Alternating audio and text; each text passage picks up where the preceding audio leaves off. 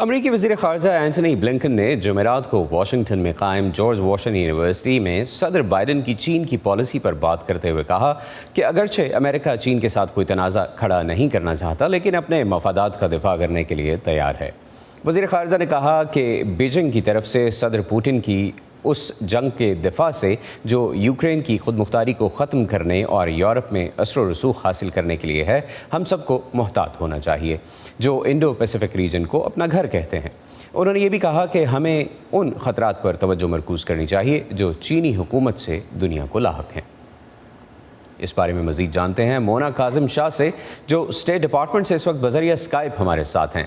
مونا، secretary Blinken کی اس تقریر کا تو بہت عرصے سے انتظار تھا اور ساتھ ہی ریپبلکن پارٹی کی طرف سے بائیڈن انتظامیہ پر بھی یہ تنقید کی جا رہی تھی کہ اس نے اب تک چین کے بارے میں کوئی واضح پالیسی نہیں دی ہے۔ کیا سیکرٹری بلنکن کی اس تقریر سے امریکہ کی چین کے لیے پالیسی واضح ہوئی ہے؟ جی بالکل عاطف، آپ نے ٹھیک کہا کہ یہ بڑی لانگ اویٹڈ ایک تقریر تھی جو ایک 3 اہم نکات پہ ٹکی ہوئی تھی۔ انویسٹ، الائن اور کمپیٹ۔ انویسٹ ڈپلومیسی میں کرے گا امریکہ اب آنے والے وقتوں میں، الائن اپنے آپ کو خطے میں اور دنیا میں اپنے الائز کے ساتھ کرے گا، اور کمپیٹ چائنا کو کنفرنٹ کرنے کے لیے اور چائنا کو کنٹین کرنے کے لیے کرے گا۔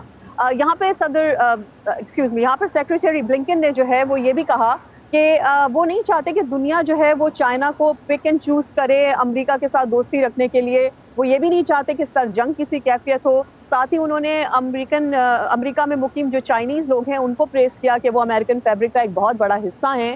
دیکھتے ہیں کہ اس سلسلے میں انہوں نے کیا کہا۔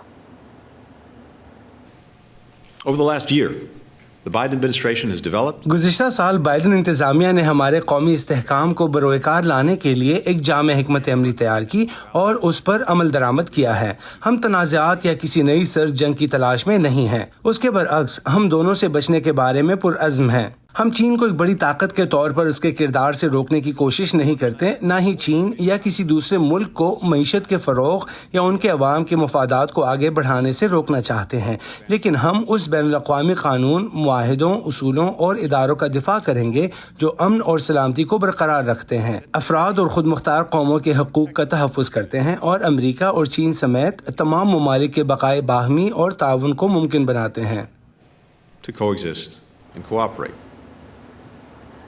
مونا، چین پر مزید فوکس کے لیے امریکی اسٹیٹ ڈپارٹمنٹ میں چائنا ہاؤس بھی بننے جا رہا ہے، اس کی تفصیلات بتائیے۔